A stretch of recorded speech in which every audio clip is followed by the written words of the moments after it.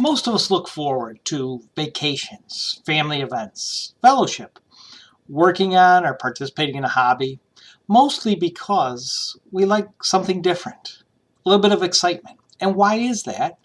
It's because we don't like to be bored.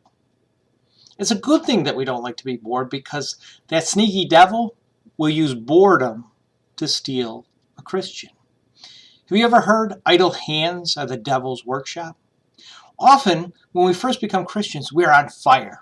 We are busy every day working for the Lord. We're immersed in His Word and His commands. But then slowly, over time, just as quickly as the fire began, some Christians can let their passions dwindle. Their fire is no longer as hot as it once was, and eventually that flame can go completely out. And there's no more serving God. The devil loves this. He knows that a Christian that believes they can only serve God while on the spiritual high will soon burn out and become his. But we need to understand that in our walk, in our spiritual life, there will be ups and there will be downs. But we must never give up. Sometimes our flame may not burn as bright as others, but we just need to make certain that it doesn't go out.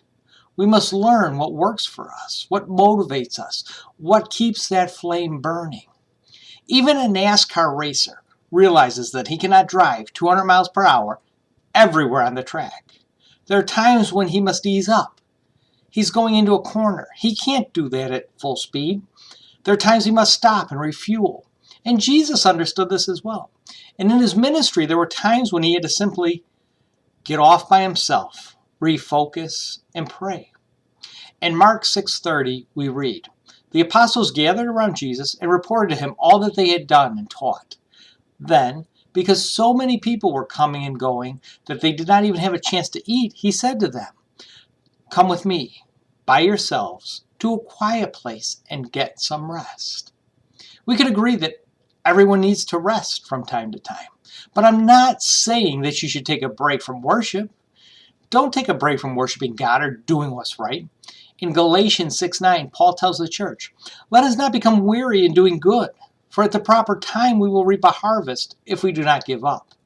Therefore, as we have opportunity, let us do good to all people, especially to those who belong to the family of believers.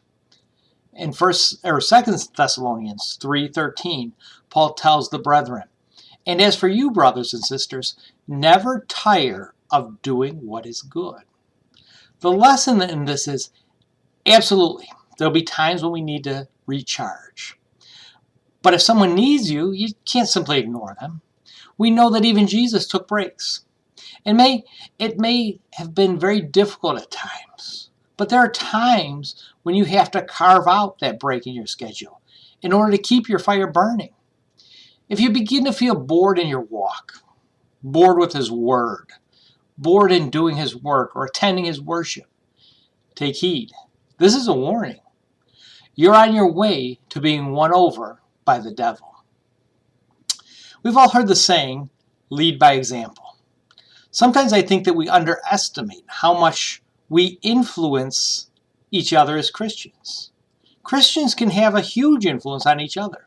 And because of this, the devil tries to win Christians through other Christians.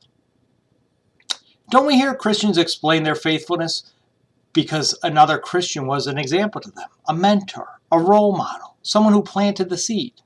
Well, what happens if all of a sudden your example starts to slip? Maybe they stop attending Bible class before worship. Maybe they're not attending worship every Sunday.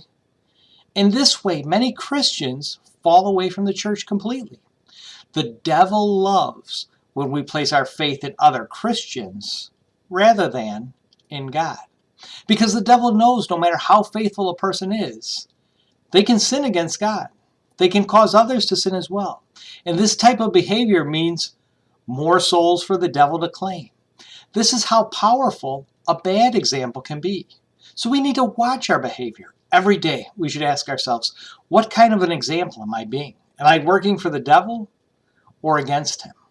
As we strive to be good examples, we need to remind others that people will and do fail from time to time. Don't base your faithfulness in God on the actions of others. Base it on the examples of Jesus. He never failed to do what is right. He never sinned. He is perfect. Jesus should be the example to every Christian. We must be careful when we look to others for an example.